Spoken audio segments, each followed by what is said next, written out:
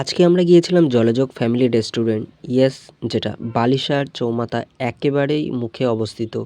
এই ক্যাফে নিয়ে নতুন করে কিছু বলবার নেই, কারণ ক্যাফেতে যারা একবার ভিজিট করেছে তারাই জানে যে ক্যাফেটির খাবার কতটা সুন্দর। মানে সকালের নাস্তা থেকে শুরু করে বিকালের স্ন্যাক্স সমস্ত কিছুই পারফেক্ট।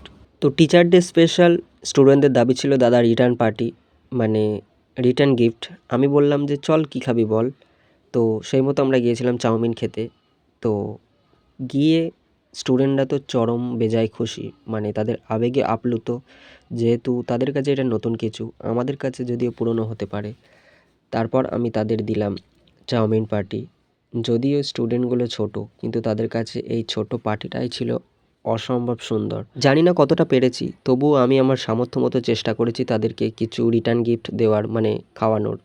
জানি না কতটা পেরেছি বা হয়েছে।